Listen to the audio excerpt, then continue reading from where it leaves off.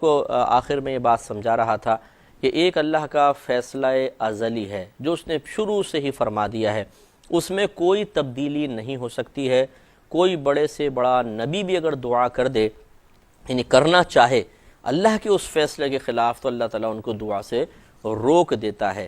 لہٰذا یہ جو کہا جاتا ہے کہ دعا تدبیر کو بدل دیتی ہے، تقدیر کو بدل دیتی ہے، یا تدبیر تقدیر کو بدل دیتی ہے، اس سے مراد وہ اللہ کے ازلی فیصلے نہیں ہیں، کیونکہ ان میں تبدیلی کی کوئی گنجائش نہیں ہے، بلکہ یہ اصل میں فرشتوں کو صحیفے صحائف دیے جاتے ہیں جن میں اللہ تعالیٰ کا وہ ازلی فیصلہ بھی لکھا ہوتا ہے۔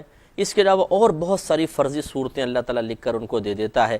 اب وہ فرشتوں کو خود بعض اوقات نہیں پتہ ہوتا کہ اس میں سے ان تمام صورتوں میں سے اللہ کا ازلی فیصلہ کون سا ہے۔ فرشتوں کو بھی اس وقت پتہ چلتا ہے جب ان میں سے کوئی ایک بات ظہور پذیر ہو جاتی ہے۔ میں آپ کو سمجھا رہا تھا، ایک اور مثال سے عرض کر دیتا ہوں۔ مثال کے طور پہ فرشتوں نے دیکھا کہ اللہ تعالیٰ نے ان کے صحائف میں لکھوایا ہے کہ اگر یہ شخص آج صبح اس راستے سے آفس جائے گا، ایکسیڈنٹ ہو جائے گا، اس راستے سے جائے گا، اس کو لوٹ لیا جائے گا، اس راستے سے جائے گا، صحیح سلامت پہنچ جائے گا، اس راستے سے جائے گا تو اس کی گاڑی پنچر ہو جائے گی اور یہ واپس آنا پڑے گا۔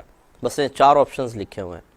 اب فرشتوں کو نہیں پتا کہ اس میں سے اللہ کا فیصلہ کیا ہے، اللہ نے اس کے حق میں آج کے دن کیا فیصلہ کیا ہے۔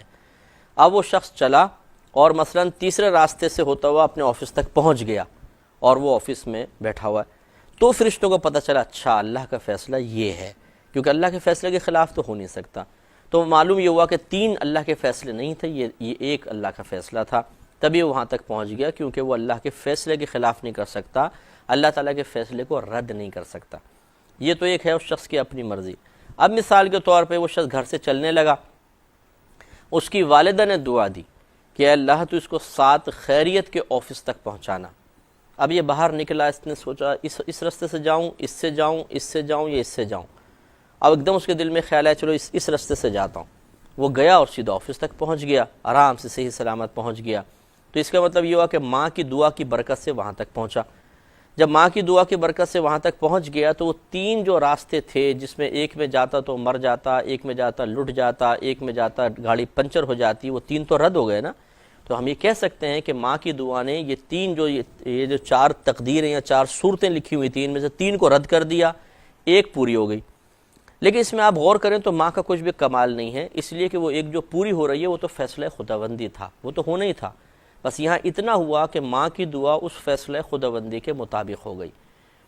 تو اب ہم یہ کہہ سکتے ہیں، یعنی جو اگر بالفرض کوئی اللہ کے ولی ہیں، وہ مطلع ہو گئے فرشتوں کے صحائف میں کیا لکھا ہوا تھا، اور انہوں نے کہا کہ ماں کی دعا کی برکت سے تم آفس تک پہنچ گئے، اگر ماں کی دعا نہ ہوتی تو شاید تم اس میں جاتے مر جاتے، اس میں جاتے لٹ جاتے، اس میں جاتے ایکسیڈنٹ ہو جاتا۔ تو اس کا مطلب یہ ہوا کہ ماں کی دعا نے فیصلے کو، یعنی تقدیر کو بدل دیا۔ تو تقدیر بدلنے سے مراد بس اتنا ہی ہوتا ہے کہ جو فرشتوں کے صحائف میں مختلف صورتیں لکھی ہوتی ہیں، ان میں سے بعض اوقات تدبیر کی وجہ سے یا دعا کی وجہ سے وہ صورت متعین ہو جاتی ہے جو اللہ کا فیصلہ ہی ہوتا ہے، تو بس وہ کام ہو جاتا ہے، باقی سارے رد ہو جاتے ہیں۔ ورنہ ایسا نہیں ہو سکتا کہ اللہ نے ازلی طور پہ ایک فیصلہ کیا۔ مثال کے طور پر میرے لیے اللہ کا فیصلہ یہ ہے کہ یہ 50 سال میں مر جائے گا، مثال کے طور پر۔ اب ایسا نہیں ہو سکتا کہ کوئی بزرگ دعا کر دیں تو میں 52 سال تک زندہ رہ جاؤں، میں صدقہ کر دوں تو 53 سال میری عمر ہو جائے، یہ نہیں ہو سکتا۔ کیوں؟ اس لیے کہ اگر ایسا ہو تو اللہ کا فیصلہ 50 سال کا ہے اور بزرگ کی دعا سے کیا ہو گیا 53 سال، تو اس کا مطلب ہے کہ ان کی دعا اتنی طاقتور ہو گئی کہ اس نے اللہ کے فیصلے کو بدل دیا، یہ نہیں ہو سکتا۔ اس لیے جو فیصلہ خداوندی ہے وہ ہو کر رہے گا، اس کو کوئی بھی رد نہیں کر سکتا۔ تیار کرو، لیکن یہ یاد رکھو کہ آخری فیصلہ اللہ کا ہی ہے۔ آپ کو مجھے بھی اس بات کو سمجھنا چاہیے، اگر ہم سمجھ جائیں گے تو نہ ہمیں پچھتاوا ہوگا، نہ ہم ڈپریشن کا شکار ہوں گے، نہ جھنجھلاہٹ پیدا ہوگی، نہ اللہ پہ غصہ آئے گا۔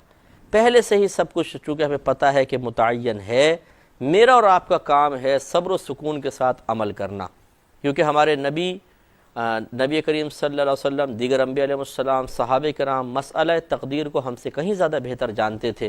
تو ایسا نہیں ہوا کہ انہوں نے یہ سوچا ہو کہ جی اللہ تبارک و تعالیٰ نے جو فیصلے کر ہی لیے ہیں، کیا فائدہ کوشش کرنے کا، بیٹھے رہو، جو ہوگا دیکھا جائے گا۔ نہیں، انہوں نے کوشش کی، لیکن اس یقین اور اس اعتقاد کے ساتھ کہ نتیجہ وہی نکلے گا جو اللہ تعالیٰ چاہتا ہے، جو اللہ نے فیصلہ کر دیا، ہمارا کام ہے کوشش کرنا۔ تو پس اگر ہر مسلمان یہ اپنا ذہن بنا لے اور عقیدہ مضبوط کر لے، مثال کے طور پہ میں ایک کاروبار شروع کرنے لگا ہوں، میں نے دکان بھی اچھی پسند کی، جو کاروبار کرنا ہے وہ بھی اس کی نوعیت بھی بہترین میں نے طے کر لی، افراد بھی بڑے ماہر قسم کے رکھ لیے ہیں، اور خوب سرمایہ میں نے اس میں لگایا ہے، اور کوئی کمی نہیں چھوڑی ایڈورٹائزمنٹ وغیرہ کے لیے بھی، یعنی جتنی طاقت بشری میں سب کچھ کر لیا۔ لیکن اب جو اصل مسئلہ ہے وہ یہی ہے، اگر میرا عقیدہ درست ہے تو میں پہلے سے ذہن میں بات رکھوں گا کہ جتنی میں نے تدبیر اختیار کر لی ٹھیک ہے، وہ میری طاقت کے مطابق تھی، لیکن ضروری نہیں ہے کہ نتیجہ میری توقع کے مطابق نکلے۔ یہ بھی ہو سکتا ہے کہ اچھا پروفٹ ہو جائے، اور یہ بھی ہو سکتا ہے کہ سارا ضائع ہو جائے، اللہ کا جیسا فیصلہ ہو، کیونکہ ہم اللہ کے فیصلے کو نہیں بدل سکتے۔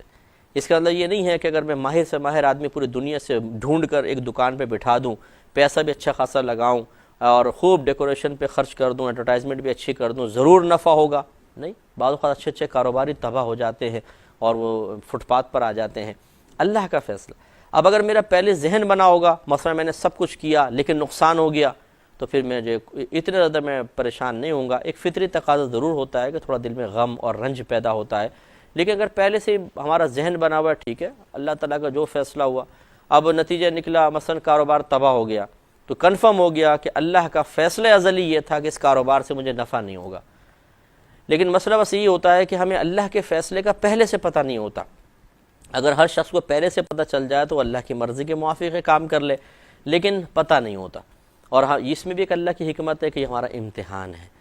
اگر پہلے سے پتہ چل جاتا تو بہت سارے معاملات میں ہم کچھ اور تدبیر اختیار کر سکتے تھے، لیکن یہ مخفی رکھا گیا معاملہ۔ ہمیں اللہ کا فیصلہ، اللہ کا ارادہ اس وقت پتہ چلتا ہے جب کام ہو چکا ہوتا ہے۔ مثلا ایک چائے میرے سامنے آ کے رکھی گئی، اب اللہ کا فیصلہ کیا ہے، یہ چائے میرے پیٹ میں جائے گی یا نہیں مجھے نہیں پتہ۔ بعض اوقات ایسا ہوتا ہے یہ چائے سامنے آئی، گھروں میں ایسا ہوتا ہے بالکل ہاتھ میں لیے ہوئے اچانک گھنٹی بجی، کوئی مہمان آ گیا، تو گھر والے کہتے ہیں یہ چائے فی الحال ادھر پہنچا دو، تمہیں اور بنا دیتے ہیں۔ اچھا جی چلیں جی، وہ دے دی ادھر چائے، دوسری چائے بن کر آ رہی ہے۔ اب بالکل چائے تیار تھی، پیٹ میں اترنے والی تھی، لیکن فیصلہ خداوندی یہ تھا کہ چائے وہاں پہنچے گی، اس کی قسمت میں تھی، سامنے سے نکل گئی۔ تو اس لیے اب مجھے پتہ چلا، او ہو اچھا، جب یہ مہمان کے سامنے چلی گئی، اس نے پی لی، تو مجھے پتہ چل گیا کہ اللہ کا فیصلہ یہ تھا کہ یہ میرے پاس نہیں آئے گی، اس کے پاس جائے گی۔ تو معلوم یہ ہوا کہ ارادہ خداوندی یا اللہ کے جو ازلی فیصلے ہیں ان پر ہم مطلع ہوتے ہیں کام ہو جانے کے بعد۔ اس لیے معلوم یہ ہوا، جب پہلے معلوم ہو ہی نہیں سکتا تو ہمیں دونوں ہی ذہن میں آپشن رکھنے چاہیے۔ مثلا آپ نے ایک رشتے کی بات کی کہیں پہ بچوں کے، بڑا مناسب رشتہ ہے، لڑکا بہت اچھا ہے، اب دونوں آپشن ذہن میں رکھیں۔ یہ بھی ہو سکتا ہے، یعنی دونوں صورتیں ذہن میں رکھیں، یہ بھی ہو سکتا ہے کہ اللہ کا فیصلہ ہو کہ یہیں پہ شادی ہوگی، اور یہ بھی تو ہو سکتا ہے کہ اللہ کا فیصلہ ہو کہ اس بچی کا نکاح، اس لڑکے کا نکاح کسی اور کے ساتھ ہوگا۔ اب چونکہ ہم نے پہلے سے مسئلہ تقدیر پہ غور تو کیا نہیں ہوتا یہ ہے کہ اگر رشتہ ختم ہو جاتا ہے، بات چلی بہت اچھی، پیک تک پہنچی، ایک دم بھائی نہیں نہ ہو گئی، سر پکڑ کے بیٹھ جاتے ہیں، کوئی یہاں پڑا ہوا ہے، کوئی وہاں پڑا ہوا ہے، لڑکی علیحدہ رو رہی ہے کہ اتنا اچھا رشتہ ہمارے ہاتھ سے نکل گیا، پچھتا رہے ہیں، افسوس کر رہے ہیں۔ ارے بھائی، جب اللہ کا فیصلہ ہی نہیں تھا آپ کے یہاں پہ نکاح ہوگا تو کیسے ہو سکتا تھا؟ پچھتانے کا کیا فائدہ؟ پچھتانے کا مطلب یا رونے کا مطلب اللہ تعالیٰ کی تقسیم پر راضی نہ ہونا ہے۔ اس لیے میں نے آپ کو بار بار یاد کر رہا ہوں کہ جس نے مسئلہ تقدیر کو سمجھ لیا اور اپنی طبیعت اور اپنی کیفیات کو اس کے تابع کر لیا، اس کے موافق کر لیا، ہزارہا ٹینشن سے بچ جائے گا، ہزارہا مصیبتوں سے بچے گا۔ اللہ کا بڑا کرم ہے کہ بہت سارے امور میں اب ہمارے ساتھ ایسے ہی ہوتا ہے۔ مثال کے طور پر اگر کوئی نقصان ہو جاتا ہے تو وہ اتنا صدمہ نہیں ہوتا کہ جتنا ایک عام آدمی کے شاید دماغ کی رگیں پھٹ جائیں، ہمیں اتنا صدمہ نہیں ہوگا۔ کیوں؟ اس لیے کہ ہمیں معلوم ہے کہ اللہ کا ارادہ یہ تھا، اور جب ہمارا رب ہمارے لیے کہ ارادہ کر رہا ہے تو وہ تو 70 ماؤں سے زیادہ مہربان ہے۔ وہ ارادہ مجھے سمجھ میں آئے یا نہ آئے، میرے حق میں ضرور مفید ہوگا۔ اس لیے کہ ایک ماں اپنے بچے کے لیے اس کے نقصان کا فیصلہ نہیں کر سکتی ہے، اسے تکلیف دینے کا فیصلہ نہیں کر سکتی ہے، تو جو رب کریم، جو ذات مبارکہ 70 ماؤں سے زیادہ مہربان ہے، وہ ہمارے حق میں ہمارے خلاف کیسے فیصلہ کر سکتی ہے اور ہمیں تکلیف کا ارادہ کیسے کر سکتی ہے؟ ضرور اس میں حکمت ہے۔ لیکن یہ بالکل ایسا ہی ہوتا ہے جیسے ایک ماں، بچہ اسکول نہیں جا رہا، ماں نے پکڑ کے پٹائی کر دی، کیوں نہیں جا رہا؟ بچہ کہتا ہے جی بڑا مارا ہے، تکلیف مجھے پہنچائی ہے، لیکن دیکھنے والے کہتے ہیں نہیں صحیح ہے، اس تکلیف میں بھی تمہارے لیے ایک فائدہ ہے، اس لیے کہ اگر تمہیں ماں نہیں مارے گی، تم کھیل کود کرو گے، پڑھو گے نہیں، تو بڑے آدمی کیسے بنو گے؟ یہی ہمارے ساتھ ہوتا ہے کہ بعض اوقات اللہ تعالیٰ جو ہمارے حق میں فیصلے کرتا ہے وہ بہت نفیس ہوتے ہیں اور بڑی حکمت والے ہوتے ہیں، لیکن اس کی حکمت کی گہرائی تک ہم نہیں پہنچ پاتے، اور جو بچوں کو ایسا ذہن رکھتے ہیں وہ پھر رونے لگ جاتے ہیں، یہ اللہ نے کیوں کر دیا، ایسا کیوں ہو گیا، کاروبار میں ترقی کیوں نہیں ہو گئی، میری نوکری کیوں چھوٹ گئی، کیوں کا سوال وہاں پیدا ہوتا ہے جہاں عقیدہ کمزور ہوتا ہے، جہاں پہ طبیعتیں اللہ تبارک و تعالیٰ سے ابھی کامل طور پہ موافقت نہیں رکھتی ہیں، اس کے فیصلوں سے موافقت نہیں رکھتی ہیں، تو پرابلمز ہوتے ہیں۔ اسی میں لوگ خودکشیاں کرتے ہیں۔ آپ دیکھیں کتنے لوگ خودکشی کیوں کرتے ہیں؟ وہ مایوس ہو جاتے ہیں، اللہ سے مایوس ہو جاتے ہیں، حالات سے مایوس ہو جاتے ہیں، انہوں نے مسئلہ تقدیر کو سمجھا نہیں ہوتا صحیح طریقے سے، تو گزرے ہوئی چیزوں کے اوپر سخت پچھتاتے ہیں اور خودکشی کی طرف قدم بڑھا دیتے ہیں۔ اگر یہ مسئلہ سمجھا ہوتا تو اور اس کو صحیح اپنی طبیعت کو اس کے موافق بھی کر لیا ہوتا، کوئی ٹینشن نہیں، فطری ایک تقاضا ضرور ہے، صدمہ ضرور ہوگا۔ دیکھیں ہمارے نبی کریم صلی اللہ علیہ وسلم مسئلہ تقدیر جانتے تھے، لیکن جب نقصانات ہوئے ہیں آپ کا رنج فرمانا بھی ثابت ہے، آپ کی چشمان مبارکہ سے آنسو نکلنا بھی ثابت ہے۔ جیسے آپ کے صاحبزادے ابراہیم رضی اللہ تعالی عنہ کا انتقال ہوا تو سرکار کے چشمان مبارکہ سے آنسو نکلے، دل رنج محسوس کر رہا ہے، لیکن یہ فیصلہ خداوندی ہے نا، کوئی شکوہ نہیں ہے، کوئی اعتراض نہیں ہے۔ تو یہ کوئی ایسی بات نہیں ہے کہ اگر آپ کسی نقصان پہ آپ کا دل غم محسوس کرے، رنج محسوس کرے، یہ تو ایک فطری تقاضا ہے، یہ کوئی اللہ کی رضا پر راضی رہنے کے خلاف نہیں ہے۔ خلاف تب ہو کہ آپ اس فیصلے کو قبول نہ کر رہے ہوں، نہیں غلط، ایسا نہیں ہونا چاہیے تھا، میرے ساتھ ایسا کیوں ہوا، اللہ نے میرے ساتھ ایسا کیوں کر دیا، یہ جو کیوں ہے نا، کیوں اور اعتراض اللہ تعالیٰ کی تقسیم اور فیصلے پر، یہ غلط چیز ہے، یہ نہیں ہونی چاہیے۔ اگر یہ ہم اچھی طرح مسئلہ سمجھ لیں تو الحمدللہ بہت ساری مصیبتوں سے بچ سکتے ہیں، ایمان کو بچا سکتے ہیں، اور شیطان کے ہزارہ وار رد کر سکتے ہیں۔ شیطان اسی طریقے سے ہمیں جہالت میں مبتلا کر کے مارتا ہے اور ہمارے ایمان کی بربادی کا سامان کرتا ہے۔ تو امید ہے کہ اس تفصیل سے آپ کچھ نہ کچھ ضرور سمجھے ہوں گے۔